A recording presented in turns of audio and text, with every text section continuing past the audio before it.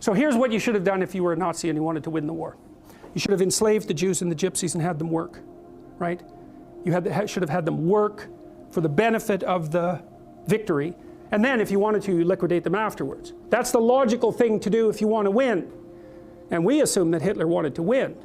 But that's not a very intelligent assumption. Why would you assume that?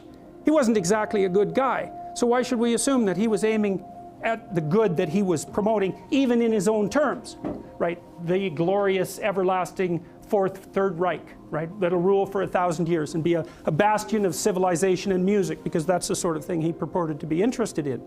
Well, so what do you do with the Jews and the Gypsies? Well, round them up, fine. Enslave them, fine. You don't kill them. You certainly don't devote a substantial proportion of your war resources while you're losing to accelerate the rate at which the extermination is taking place, because that's a bit counterproductive, unless what you're aiming at is the maximum possible mayhem in the shortest period of time. Well, so what happened as the Germans started to lose the war? Did Hitler lose faith in his own ability? No, he believed that the Germans had betrayed him with weakness, and so he was perfectly willing to accelerate the rate at which Germany was losing the war. And so when Hitler and his minions had the choice, here's the choice. You can suspend your unnecessary demolition of people, win the damn war, and then pick it up afterwards. Or while you're losing, you can just accelerate the mayhem even though it's counterproductive. It's like, what'd they pick? Well, they picked to accelerate the mayhem. And so to me, there's an old psychoanalytic idea. I think this was derived by Jung. If you can't figure out what someone is doing or why, look at the outcome and infer the motivation. If it produces mayhem, perhaps it was aiming at mayhem. Now, you have to use that dictum carefully. If someone's irritating you, maybe it's because you're irritable and you should sort yourself out, but maybe it's because they're actually aiming at irritating you. And that's the actual motivation. So perhaps not, but it's another tool in your analytical armament.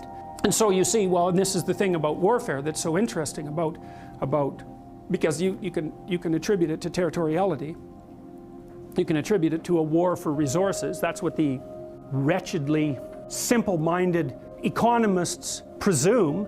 People fight over scarce resources. It's like, hey, we're a little bit more sophisticated than that. And first of all, what resources are you talking about? The bloody Inuit had nothing. They lived perfectly well. What did they have? Snow and seal blubber. People can live in unbelievably deprived conditions.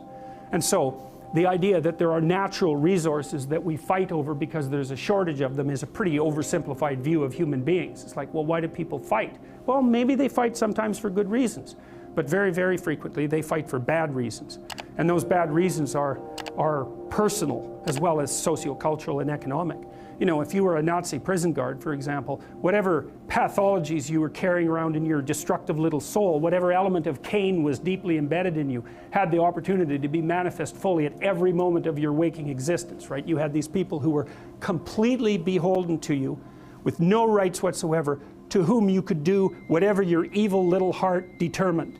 You think, well, maybe that was a motivation for putting them there to begin with. And all the cover story about, well, we're trying to build the Third Reich and we're trying to stabilize the state and we're trying to do all these good things. Maybe that's just a cover story for the real motivation, which is nothing but what?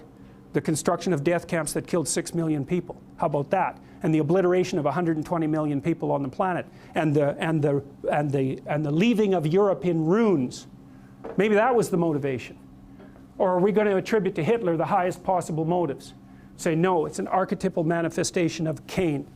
Now, he's going to put up a front that says, well, I'm your savior. It's like, well, destructive people think that Cain is their savior.